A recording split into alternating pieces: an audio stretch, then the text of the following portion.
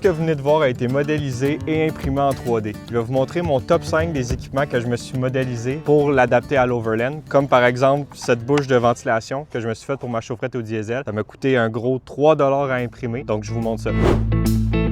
Mon numéro 5, c'est cette petite douille de 10 mm là. C'est super simple en fait. C'est vraiment une douille qui est répliquée avec deux petites ailettes pour pouvoir tourner. Le pourquoi que j'ai imprimé ça en fait, c'est pour venir défaire mes garde-boue. À chaque fois que je vais en trail, j'enlève mes garde-boue parce qu'ils viennent à frotter à terre. Puis j'avais aucun tournevis que j'avais assez d'accès pour me glisser la main entre les deux. Puis avec un ratchet, ben c'était gossant. Fait que j'ai imprimé ça. Ça s'adapte parfaitement à la petite vis. J'enlève ma vis, j'en ai un autre ici, j'enlève le garde-boue. C'est pas plus compliqué que ça.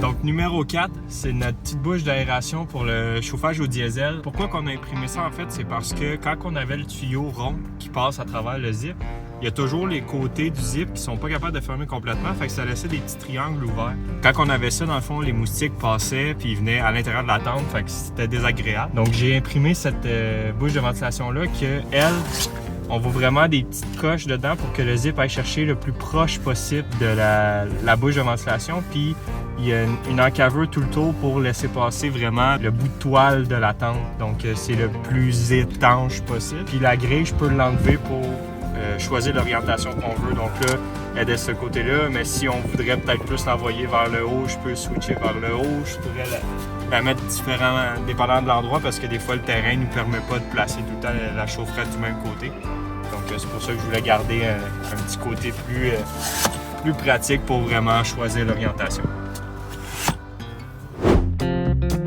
Donc numéro 3, c'est comme un 2 en 1 si on veut. C'est le petit Molly Panel qui est ici. Puis à ce Molly Panel-là, j'ai fait un support pour mon Zoléo. Donc lui, je l'ai tout modélisé au complet en scannant comme le Zoléo pour voir sa forme, pour que ça s'incorpore vraiment bien l'un dans l'autre, pour garder mes petites trappes d'accès un petit peu partout.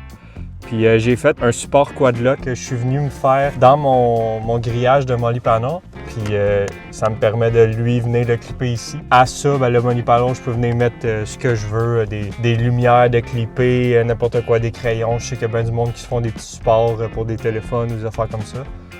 Moi, pour l'instant, j'ai pas trouvé d'autre utilité vraiment que pour mon Zoléo puis pour, mettons, tenir des petits multitools comme ça, là, juste de squeezer dedans. Mais la fonction première était vraiment pour le Zoléo. Donc numéro 2, c'est le support central pour ma radio. En fait, à ce support-là, j'ai comme tout mis les accessoires que je voulais avoir facile d'accès. Donc à cet endroit-là ici, c'est mon support de téléphone qui est magnétique, donc juste à l'approcher puis ça clique. Dans le milieu ici, ça c'est ma GoPro que j'ai mis, au lieu d'avoir une ventouse tout le temps comme dans le visage sur la vitre, j'ai mis vraiment un support sur mon... J'ai fait comme des petits trous pour mettre des vis ajustables un petit peu partout. Puis la GoPro peut pivoter gauche-droite, dépendamment de ce qu'on veut voir plus le passager ou le conducteur. Puis en dernier, ben, c'était pour le CB. Donc quand je parle, ben, je vais avoir un endroit facile d'accès pour raccrocher mon CB. Tout se rattache à l'élément central. Puis vu que j'ai mis des trous partout, tout est modulable.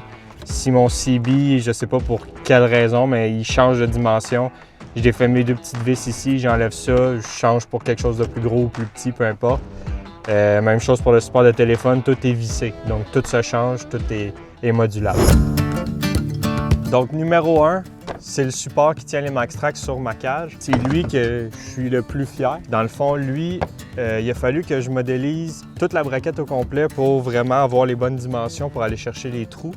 La seule chose que j'ai acheté sur la braquette, en fait, c'est les pins pour tenir les MaxTrax, parce que ça, c'est comme le modèle que ça prend. Mais encore là, c'est pas le modèle MaxTrax, c'est des modèles que j'ai trouvé, je pense, à 20 ou 30 $ sur Amazon. Puis la braquette, c'est ça, tout était fait en un morceau. Anciennement, j'avais une braquette qui était en deux, parce que j'avais une plus petite imprimante. Là, j'ai ma plus grosse imprimante, donc j'ai réussi à faire la braquette vraiment en un morceau. Puis je l'ai fait ajustable, fait que vraiment, moi, vu que ma cage est faite petite, j'avais besoin que la braquette soit un petit peu plus basse pour pas tout le temps aller cogner contre la tente. Donc c'est pour ça que je suis vraiment un petit peu plus bas que le centre de ma cage. L'accès se fait vraiment facilement, autant pour les mettre que pour les enlever.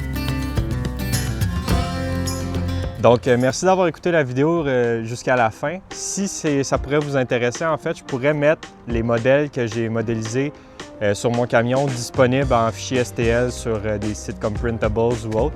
En fait, dites-moi en commentaire si ça pourrait vous intéresser, puis je peux rendre ça disponible pour que vous puissiez vous imprimer ça vous-même. Merci.